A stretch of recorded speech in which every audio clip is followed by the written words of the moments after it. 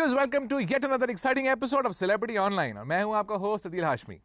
आज हमारे साथ जो सेलिब्रिटी मौजूद हैं वो पाकिस्तान के एक पॉप स्टार हैं, एक पॉप आइकॉन हैं, नूरी बैंड से ताल्लुक है। हमारे साथ मौजूद हैं the ever popular Ali Noor. Ali, welcome to celebrity online. Thank you. सबसे पहले ये बताएं कि पॉप स्टार्स और रॉक स्टार्स में एक चीज कॉमन होती है कि इनके बाल बहुत लंबे होते हैं। इसका कोई म्यूजिक से ताल्लुक है या नाई ना होने से ताल्लुक है या इसका किस चीज से ताल्लुक है?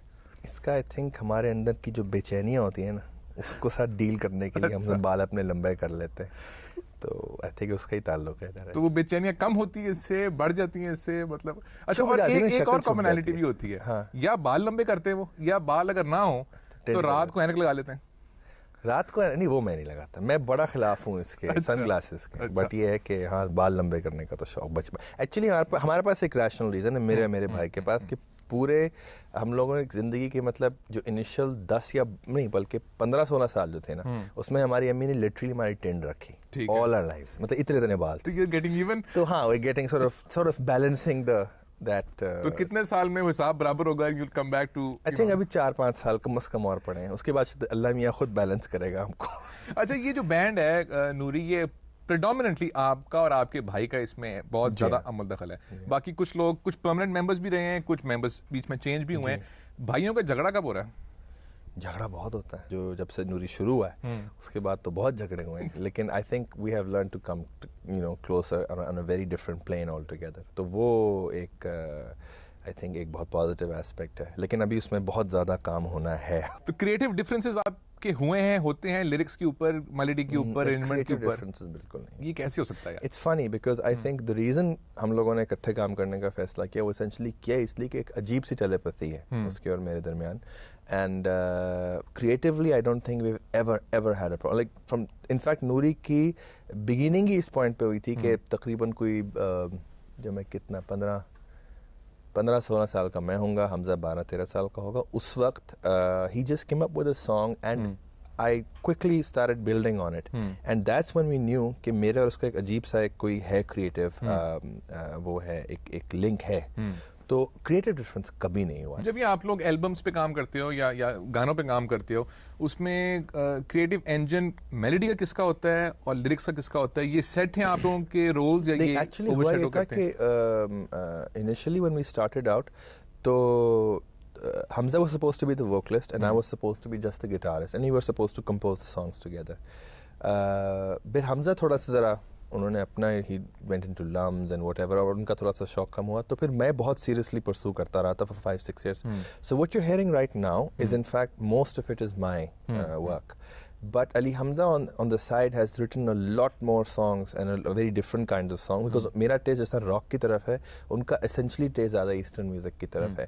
So what you're going to hear in the future, वो I think exact collaboration इतना तो नहीं था कि 50-50 होता है, लेकिन ये है कि हम the way we approach songs is कि for us every song is like an idea and we build around it. So both of us are giving our input. Sometimes कोई और तीसरा बंदा भी आके अपना input off and on, like Gumby, especially in the rhythm sections, every off and on. जब मैं कोई आमतौर पे beat नहीं मैं खुद define कर चुका होता हूँ, but then he refines it for me. Which includes melody and lyrics. Lyrics lately Hamza has been writing. ठीक है।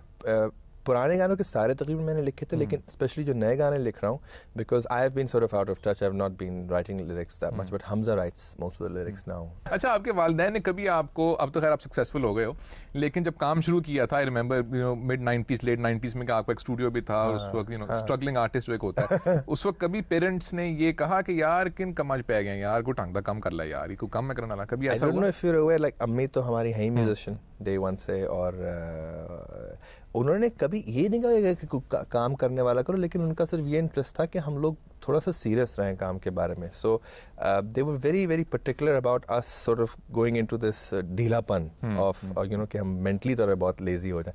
उससे उनको बहुत डर लगता था. कोई ऐसा स्पेसिफिक मोमेंट था या कोई स्पेसिफिक इवेंट था जिसके बाद जो नूरी बैंड था वो टेक ऑफ किया, या it was a slow gradual take off? नहीं, नूरी वाज को मैं तो बहुत अच्छे से मैंने तो 3 एल्बम्स पूरे लिख चुका था. मेरे ज़हन में एक आइडिया था कि this is how I would want to do Noori, and Noori was totally revolving around an idea कि हमने लव सॉन्ग्स नहीं करने. ठीक है. हमने कोई प्रीचर्स नहीं बनना और ना ही हमने बहुत नेगेटिव, लेकिन हमें कोई आइडियाज जरूर खेलना है and we have to, and the basic idea that I was you know that was hitting me which was in part of my growth was कि I was very disturbed at the indifference that existed around me. People were just trying to follow things and they weren't thinking about it, you know. An unthinking thing is what used to bother me all the time. So gaane uske, they essentially revolved around that. And I wanted to take them out. And I really wanted to use music as a vehicle to communicate certain ideas, certain thoughts. आपसे आपकी second album की बात भी करनी है, मनवरे की बात भी करनी है और बहुत सारी बातें करनी है. व्यूअर्स, एक छोटी सी ब्रेक लेंगे, वापस आएंगे. Stay with us, will be right back. Welcome back to celebrity online. हमारे साथ मौजूद है नूरी बैंड के अली नूर. अली, ये बताएं कि जो पहला एक धमाका खेज गाना आया था वो मनवारे था, वो किसके लिए बना था और उस वक्त उस चीज में वो क्यों नहीं इस्तेमाल हुआ और उसके बाद वो धमाका कैसे हुआ उस गाने से? It's a very common question, but the fact is कि वो गाना लिखा गया था सजाद गुल की कोई एक फिल्म बननी थी. बिलाल हैदर शाह एक होते हैं डायरेक्टर जिन्होंने हमारा खला का वीडियो और करते थे, उनसे मेरी बहुत अभी भी बहुत दोस्ती है. तो वो करना चाह रहे थे वो फिल्म, उनको मतलब आई डोंट नो, तो ही जस्ट सेड कि प्लीज़ बना दो. तो आई जस्ट जल्दी में 2-2.5 घंटे में वो पूरा गाना कंपोज करके कंसीव करके, एक लिरिसिस्ट थे अकील रूबी साहब, वेरी गुड लिरिसिस्ट, वो आए, उन्होंने साथ बैठ के, मतलब इट वाज लाइक वो जो जल्दी में एक गाना बनता है ना, वो बना के उनको दिया. उन्होंने सुनते ही कहा कि यार ये तो कोई पॉप गाना है, I am sorry I can't do it. मैं फुल डिसअपॉइंटेड कि अच्छा ये तो बड़ा अच्छा गाना है यार, ये तो फिल्म में नहीं आ सकता. ये exactly that's what he said. So obviously then I forgot about it.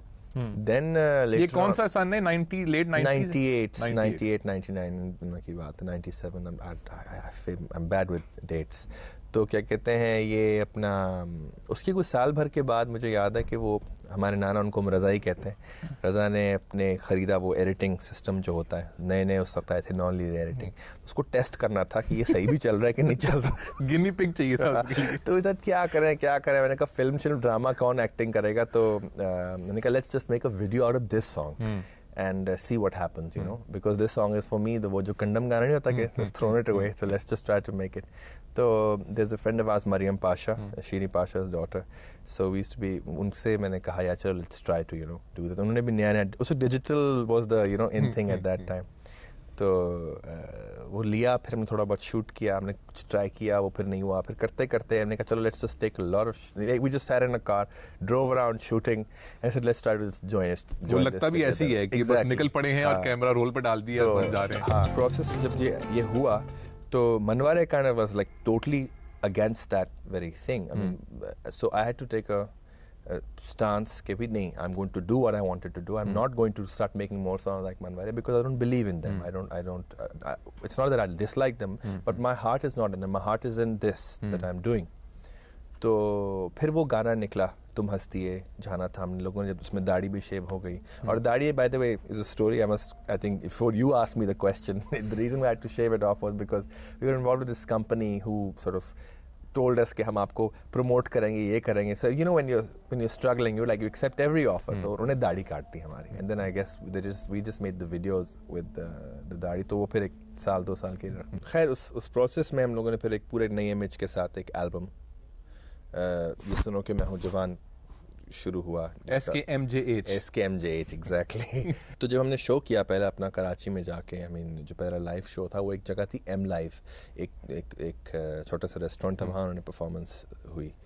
तो वहाँ पर जब हम लोग करने गए तो मैंने सुना था कि हमारे काफ़ी गाने ऑनलाइन हो चुके हैं, but I didn't take it very seriously. I was like कितना लोग सुन लेंगे. I didn't know the importance of this whole internet at that point of time.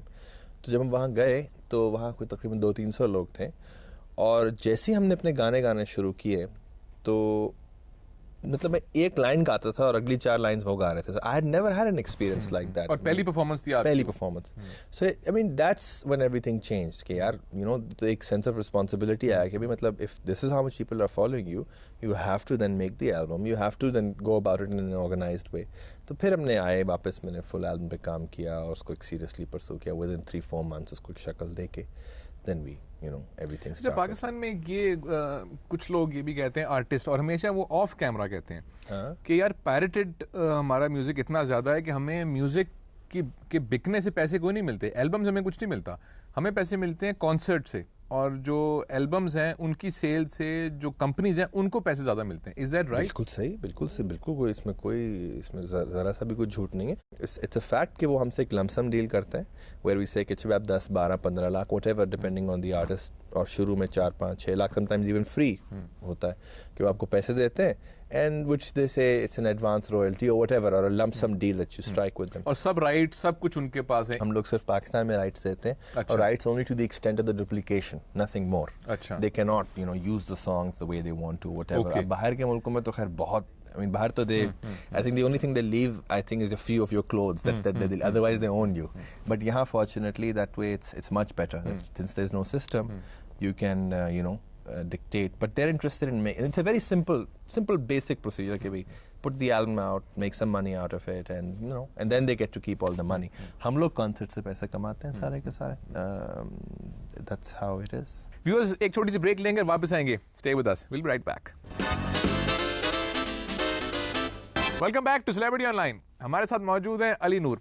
Ali, ये बताएं कि जब पहली लाइव परफॉर्मेंस के लिए आप स्टेज पे गए हैं, और इन अ सेंस वो मेक और ब्रेक सिचुएशन होती है ना, तो उस वक्त दिल की और नर्व्स की और हाथों की और उंगलियों की उस वक्त क्या कैफियत थी? अब जाके एक्चुअली लेटली अब होना शुरू हुआ है, बिकॉज आई बिकम, पहले हम बिल्कुल ही खुला सीन था. अब हमने जरा पर्टिकुलर हो गए ना, तो अब मेरे जहन में ख्याल आता है, अच्छा मेरी केबल लगी हुई है, मेरा गिटार ट्यून में है, व्हाट नॉट. बट उससे पहले for 3-4 years since we started from day one, the first ever performance that I even did, which was even when I was barely 15-16 years of age, कभी भी नहीं हुआ. अच्छा, आपके जो ग्रैंडफादर हैं, एक उन पे एक इल्जाम ये है, जिनको आप रजा साहब कहते हैं, कि जी उनके पास बरसगीर की सबसे बड़ी म्यूजिक लाइब्रेरी है, और ऐसी रिकॉर्डिंग्स हैं जो किसी के पास नहीं है, बहुत नायाब रिकॉर्डिंग्स है. Is that true? I think बरसगीर के सबसे बेहतरीन साउंड इंजीनियर और रिकॉर्डिस्ट वो हैं. I mean that I can very safely say. ये क्लासिकल म्यूजिक में अगर किसी ने बरसगीर में सही मानों में सिंगल हैंडली कोई बहुत ही आउटस्टैंडिंग काम किया है, वो है. I mean he has created a whole instrument, a musical instrument. I mean इससे पहले तो एक आदमी ने तो कभी भी ये नहीं किया था कि जी पूरा एक इंस्ट्रूमेंट इवॉल्व किया literally over 35-36 years on a totally different philosophy altogether. Concert करने से पहले या कॉन्सर्ट करने के बाद, या कभी वैसे भी एयरपोर्ट पे बाहर कभी कोई ऐसा कमेंट किसी ने दिया हो या कोई ऐसी बात हुई हो which is very close to your heart, जो एक मेमोरेबल मोमेंट हो? ऐसा कभी नहीं हुआ. It's funny because everyone usually has a story to tell. I don't. If you say you have some very unusual thing to tell, I don't. I really don't. ये जो नई एल्बम है आपकी, पीली पत्ती और राजा जानी की गोल दुनिया, जी, इसके सुनने में तो बड़ा खूबसूरत लगता है. इसका कोई मतलब है, ये कोई मुहावरा है, ये नाम कैसे आ गया? ये हमजा जब अपने यंग एज में जब वो अपनी सीरियस सेल्फ इंडल्जेंसेस में इन्वॉल्व थे, and I won't elaborate any further on that, but he used to mention this name to me all the time कि पीली पत्ती, राजानी, गुरु. These are all पत्ती, पान की पत्तियां हैं ये. And people they're like तंबाकूस. They have give you a small high or something. So तो मैंने उस बेसिस पे पीली पत्ती और राजानी 2 कैरेक्टर्स क्रिएट किए, और वो गाना बनाया कि बेसिकली वो 2 कैरेक्टर्स हैं, और like their name, they're involved in being high all the time. And high for me, like being on a drug or something, means to be extremely self-indulgent, to stop caring about the world. आप अपने ही आप में एक अपनी दुनिया बनाते हैं. तो उन्होंने अपनी एक दुनिया बना ली. अब वो दुनिया गोल नहीं है बेसिकली. जब उनकी आंख खुलती है, उनको रियलिटी नजर आती है, तो उनको एहसास ये होता है कि दुनिया गोल है. तो वो बोलते हैं, they obviously speak out to the people around, तुम्हें पता है दुनिया गोल है? तो वो लोग कहते हैं वो तो है. तुम्हें अब पता लगा. तो that's when they realize that it's too late for them to realize this very basic fact. Forget about the other facts of life, but they missed out on this basic reality, and it's too late. और फिर वो कहते हैं कि अब वो नहीं है, यानी कि अब उनकी existence almost अपने end तक पहुंच चुकी है. तो वो element can lead to a serious disaster. Maybe a very, very slow, very unseen kind of a disaster, but there is a disaster in insensitivity and indifference. So this is the basis of this song. That's why we call it पीली पत्ती और राजानी की गोल दुनिया. कोई ऐसी सीढ़ी जो चढ़ना बाकी जिंदगी में, कौन सा ऐसा काम है कि यार मैंने ये अगले 10-20-5 साल में ये जरूर करना है? जो वीडियोस हैं हम डायरेक्टर्स से बनवाते हैं, they very accomplished people, but they are not on the same line as what we have in I am hoping कि अगले 2-3 साल, बिकॉज हमें बिल्कुल नहीं जानते वीडियो काम को, हमें नहीं पता लाइटिंग कैसे होती है, बट हमारा एस्थेटिक सेंस है, हम बता सकते हैं कि ये अच्छा है या बुरा है. अब हमको वो टूल्स इकट्ठे करने हैं, the intellectual tools and the technical tools to pursue the visual side, whether film or video, whatever. I'm just saying visual side. तो वो हमारा अगले 4-5 साल का सीरियस एजेंडा है। अगले 4-5 साल में उस एजेंडे में जो चाइनीज खाना आप कुक करते हैं उसका भी कोई रोल है? अरे आपको पता है नहीं, मैं कुक करना छोड़ दिया लेटली, तो मैं काम, लेकिन मैं चाहता हूँ कि चाइनीज, अगर कभी मौका मेरा चाइनीज रेस्टोरेंट खोलने का तो जरूर खोलूंगा, जिसमें खाना बहुत सस्ता मिला करेगा। आखिरी सवाल आपसे ये है कि आपकी 3 महीने पहले आपने एक ऐसी हरकत की है जो बहुत साल पहले करनी चाहिए थी, वो की है शादी। बहुत साल, ये आप किस बेसिस पे किया कि बहुत साल? So how is your wife, who's a dear friend of mine as well, treating you? She's treating me really well. I think the reason why you should, आप जो कहते हैं मैं बहुत पहले करनी चाहिए थी और मैं आपसे थोड़ा सा इख्तिलाफ इसलिए करता हूँ क्योंकि I believe that marriage is something which you should do with totally your own responsibility. I know it has been a pleasure It's a meeting pleasure, and thank you so much for being on the show. Thank you. Viewers, अगले हफ्ते आपसे फिर मुलाकात होगी एक और guest के साथ. Till next week, take care and खुदा हाफिज.